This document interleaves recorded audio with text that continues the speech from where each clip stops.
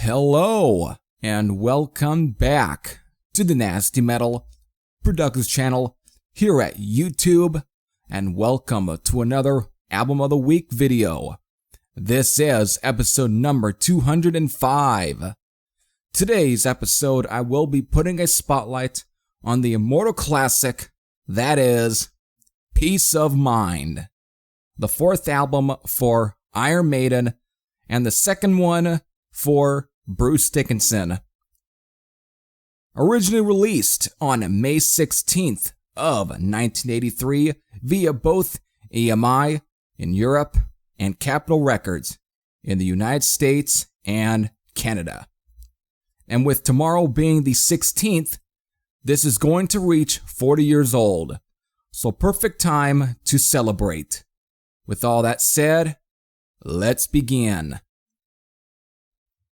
In December of 1982, drummer Clive Burr ended his association with the band due to personal and tour schedule problems and was soon replaced by Nickel McBrain, who had been in bands like the Pat Travers, playing on two of his albums, and Trust, who played on their 1982 album, which was once given a French title, and then it was the English title for like the English version was known as Savage. Clive Burr would end up actually joining Trust and would play on their 1983 album, which would be the 1983 recording, but then eventually got released in 1984, I think, for the English version, because that's what Trust did. They released one version that was in French, and then another version that would be, in English, and Repression, I think, was released both in 1981, but then by, of course, the other two records, they released one version in like 1983, then the other in 1984, or in 1982, and then in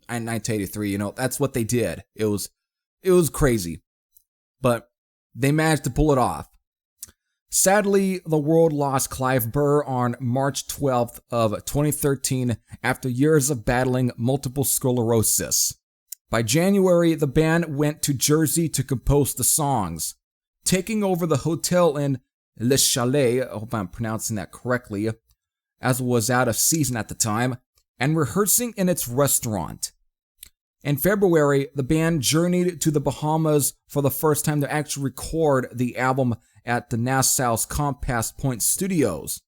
Recordings were finished in March, and the album was later mixed at Electric Lady Studios in New York City, with the album being produced by the late, great Martin Birch, which, with Peace of Mind being his third album working with the band. Originally, though, the release's working title was actually Food for Thought. However, once the band had decided that Eddie would be lobotomized on the front cover, is when the band came up with the title Peace of Mind in a pub in Jersey during the album's writing stage. Soon the album was released to the world on May 16th. So, here we go. Featuring 9 tracks, clocking in at the length of 45 minutes and 53 seconds. These 9 tracks are, well, beginning with Where Eagles Dare, Revelations, Flight of Icarus, Die With Your Boots On, The Trooper, Still Life, Quest for Fire, Sun and Steel, and then finally ending with the 7-minute and 25-second epic, To Tame a Land. So there you go, folks. There's your 9 tracks. I gotta be honest with you, I know how immortal this album is to a lot of its fans.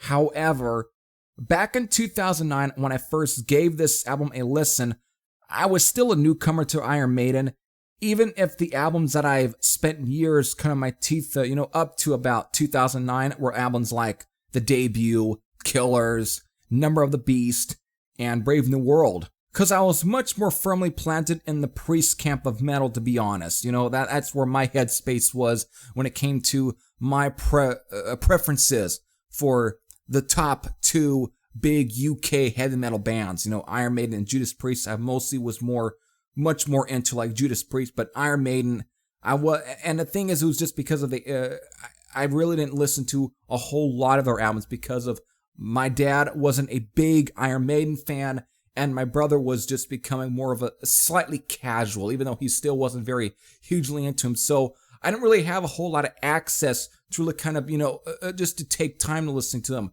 And I should point out that one of the first releases I also had ever really listened to for Iron Maiden was it Best of the Beast compilation, whatever. And so it kind of had, like the classics on there, the classic songs like 2 Minutes to Midnight, which was actually the first song that got me into Iron Maiden in the first place. That was my introduction, because it was featured in the Grand Theft Auto Vice City video game. It was part of that V-Rock radio station. And I think I might have mentioned this anyways in my Album of the Week video for like the Number of the Beast, But again, it had some of the classic songs anyway, so those were my beginnings of beginning to really hear more from Iron Maiden. But again, eventually I ended up checking out, due to my brother either getting like Brave New World or of course borrowing the Number of the Beast from the library. And then eventually he was get out, like the debut album, and of course Killers, which were the only two with Paul Di'Anno on vocals. So just kind of had to go through this little rabbit hole for you guys, to kind of give you a good idea where my headspace was and why my initial reactions, my impressions, I think is a better word to use, of Peace of Mind, which also I was kind of checking out Power Slave at the same period too. More on that at another time, okay? But again, I was just much more familiar with, of course, The Trooper, but didn't really feel this album, to be honest. But I would still try and revisit Peace of Mind as much as I could, to kind of get into it. But again, it just was not completely clicking with me, in the very beginning. And I think, and as I'll point out a little further here, it just something about it just wasn't doing much for me. And so I just was never really getting to most of the other songs. Even here and there, Die With Your Boots On would kind of start, getting with me. And as later as the years would go on, especially by 2016 is actually, I think, maybe when that song finally clicked with me. Or it could have been 2015. Maybe it could have been 2015 or 2014. I can't really tell you when. But that's kind of what, as my sort of first impressions and just was my relationship with the Peace of Mind album during this period. It just wasn't fully there yet. But now that I will point out when this album finally clicked with me was beginning in 2017, when I ended up picking up it was the remaster. I finally found it at Walmart, the remaster. I think it was basically, it's possibly a 2015 repackage, whatever, but it was basically using the same 1998 remaster, but again in a jewel case instead of being with the slipcover, that O card, what they usually refer to. I don't know. I've always just referred to them as slipcovers instead of just O cards. Anyways, that's when I ended up, checking out. But because of prior to that, all that I really had, because it was on a burn copy, let's put it this way. It was a cheap burn copy of the 1995 semi-remaster, which had some of those bonus tracks, whatever, like the cover of Jethro Tull's Cross-Eyed Mary, and then, of course, Montrose's I Got the Fire. So, there. Those were the cover songs that was used for that album, because they were like B-sides, whatever, to one of the singles. So it just when I started really listening to the actually owning the remaster of it, the 1998 remaster, is when I felt like I was listening to the album with fresher ears, and boy was I ever. Comparing this album though to The Number of the Beast would be like comparing a steak and fries dinner to a chicken fried steak and mashed potatoes dinner. It's two different presentations of the same ingredients. That's how I view Peace of Mind.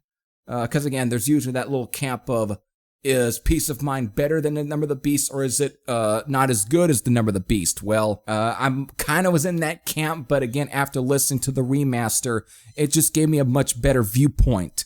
So that's where I kind of came up with that little analogy there. So Iron Maiden just began to, with this album, explore the horizons with this one, sort of building on what they were doing with their previous work, but taking it further into areas that they were obviously excited about. For example, brilliant tracks like Revelations, Still Life, even with that funny backwards message at the beginning, which was actually Nico McBrain's mimicking actor John Bird's impression of Idi Amin. The intentions was actually to mock the Christians who claimed that the band was masking and hidden satanic backwards messages. And then, of course, the epic album closer, To Tame a Land. There are still some great Maiden bangers here, to be found, like, again, The Trooper, the badass opener, that is Where Eagles Dare, named after the Clint Eastwood film of the same name, and of course, Die With Your Boots On, which again, like I point out, and it still is a personal favorite of mine. And really, I prefer it to The Trooper, to be absolutely honest with you. Of course, Flight of Icarus, which is based on the charge of the Light Brigade at the Battle of Balaclava, hope I pronounced that correctly, of 1854, which took place during the Crimean War, and is inspired by, of course, Lord Tennyson's 1854 poem of the same name. I hope I pronounced his last name correctly there too. If I didn't, you can state it in the comment section below. Again, it was another hit off of this one, though for some reason it didn't get the same high treatment that The Trooper got. Still, it's a brilliant song with Bruce Dickinson giving out a very great performance. It's melodic, again, exploring the horizons here, but they achieved what they were going for with this one. It's a shorter song, but has a epic presentation to the structure here. It just, again, like I'm just going to state again, it's a great song. And again, another good one, and one of my other favorites off of this one too. The only two that I'm not particularly crazy about, which I know most are anyways, well, depending on who you ask, are Quest for Fire and Sun and Steel.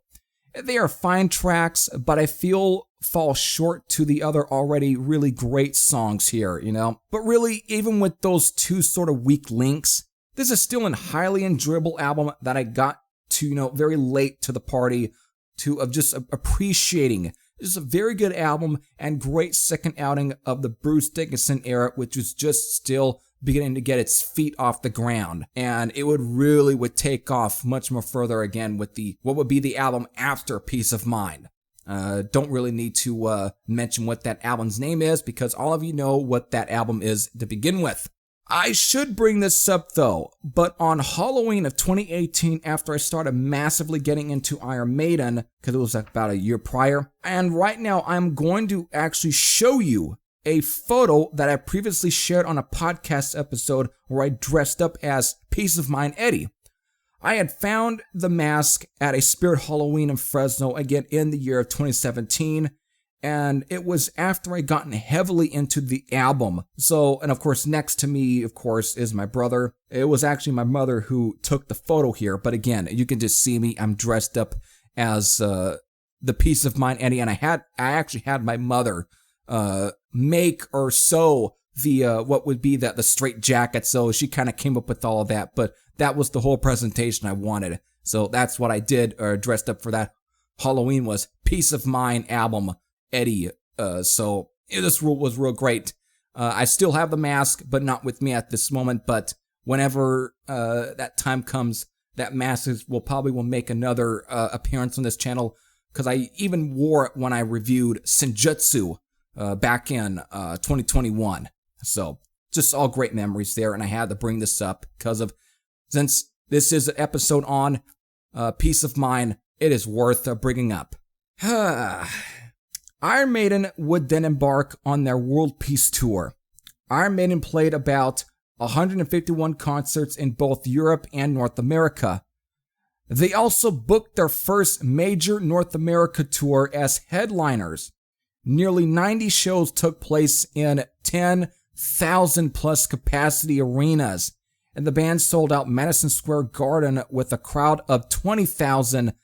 In London, they played 4 consecutive nights at the Hammersmith Odeon, then toured many large venues across Western Europe, including an extensive German leg. The World Peace Tour was concluded by 2 headlining performances at the Rock and Pop Festival at the, oh god, am I gonna pronounce this great? Westfalenhall? Hope I pronounced that correctly, in Dortmund. again, Germany, I believe. The show was broadcast live to 300 million people, with the exception of the song Iron Maiden, due to the band's violent behavior on stage.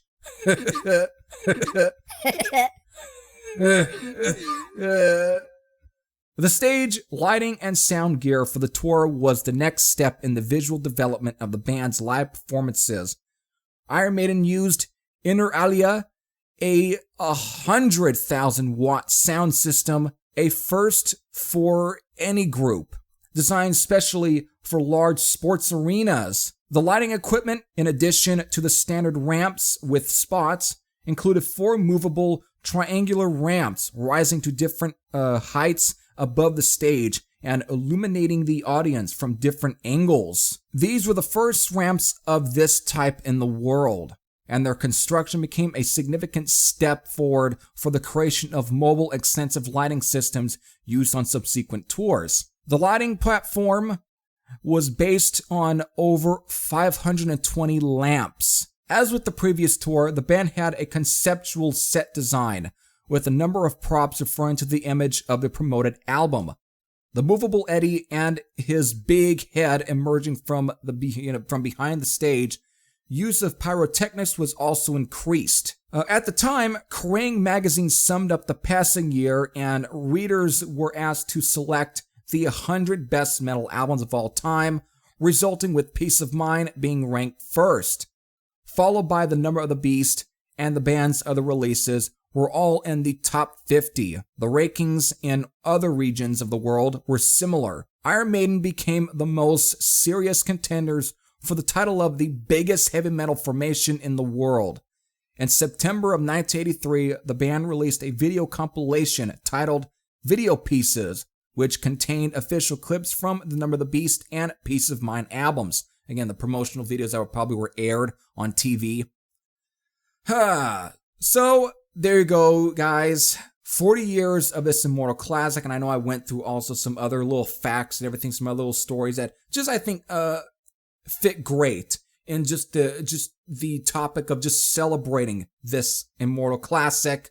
So for those who spent decades cutting their teeth onto this album, you know what to do. You can share your thoughts, but if you have any thoughts, whether they are positive or negative, you can leave them in the comment section below. But if you're one of those who has never gave Peace of Mind a chance, I say do so. See if it clicks with you like it did with me.